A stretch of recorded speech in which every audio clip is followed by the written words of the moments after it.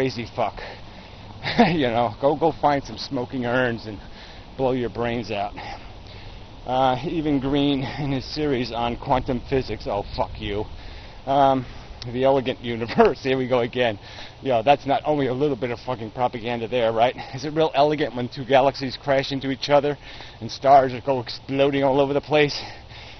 In his tape and book states that scientists are perplexed as to whether consciousness comes about individually or uniformly across the universe.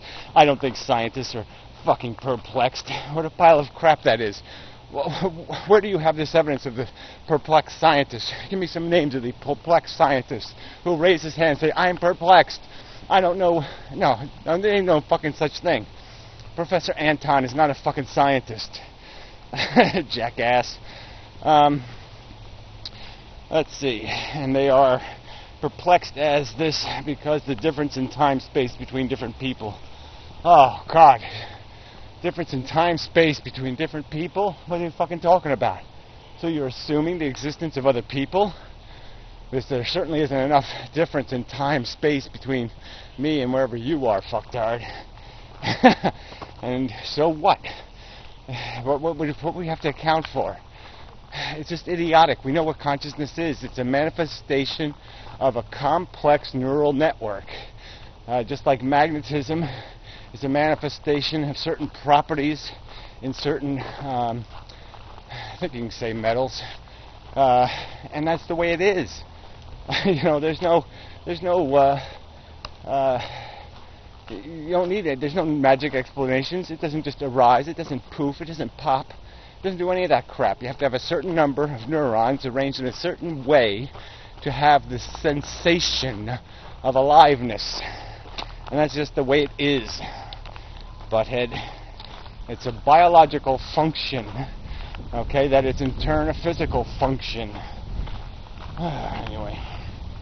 Alright, some new asshole called Panucci, whatever. So what is the responsibility of a piece of chemistry in a dumb universe? Well, I went through all of that. So that's kind of a bullshit comment, isn't it? Yeah, it's to clean up the mess the dumbass makes. That's the responsibility. Other than obeying that chemical desire, addiction to survive and reproduce, I don't see it. So, because the DNA says so, you'll jump off the cliff. You know? Oh, you know, it's like I could be a parent asking the question, well, if the DNA told you to, would you rip your penis off and stick it in your ear? Well, would you, asshole? God damn. I'm assuming you have a penis, which is doubtful because you're too loopy. Penises don't make people this dumb. Let's see, I don't see it. Yes, we must not be blinded by the so-called natural beauty, and we must see the truth without painting a fairy tale. Yet it's all a sadistic, horrifying, cannibalistic, and mechanical operation. Then why should we be responsible for it? Because we have intelligence, you dumbass. Okay? Everything else on the plane is stupid. It's like you're on a plane full of retards. The pilot just croaked. Okay? You understand mechanics. You know how to drive a car. You have watched TV. You even watched a few airport movies. You kind of got the idea. You pull back on the sticky thing. You step on a couple of pedals. And you make the plane go up and down. And so you, as the only person who knows anything about what the fuck's going on, has a responsibility to attempt to prevent the plane from just smashing into the fucking goddamn ground. I mean, yes, with intelligence comes responsibility. Not complicated. If you're smart enough to know the consequence of an action, then you're responsible. So obviously we can know the consequence of our stepping through this life bullshit. We can certainly know the consequence of imposing life on new individuals, putting them on this rickety shit roller coaster. We can certainly know what the odds are of this happening and that happening. We know what kind of dice we're throwing, and we know who's we're throwing the dice at. So, bullshit on you. If you don't see there's a correlation between intelligence and responsibility, then you're an idiot. Well, you are an idiot. Alright, all you can do is make a choice for yourself, and if possible, state your view, whatever the fuck that means. I mean, if you're going to sit there again, you can't figure out that self is rather irrelevant. That your welfare, the thing you call your welfare, is no more important than anything else's welfare.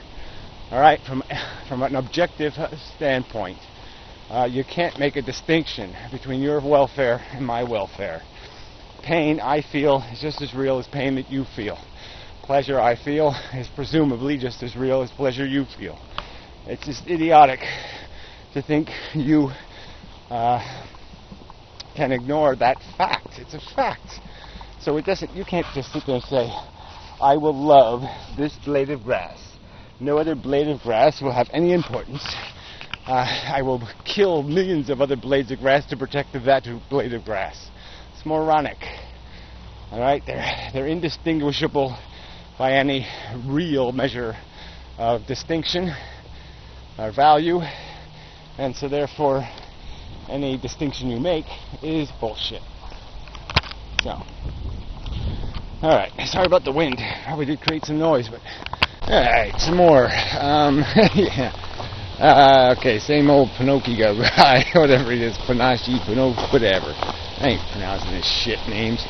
Horse line. Get out of there, fucker. Alright, pain is a neurological function telling the brain something has happened. Plants have a similar function. Where do you get that from? Plants have a similar function to our sentient senses, our central nervous system. They have something similar? No, they don't. They have nothing similar. It's complete. What are you, fifth grader? I mean, come on. How do you know they don't feel pain? They feel no pain. Because pain is...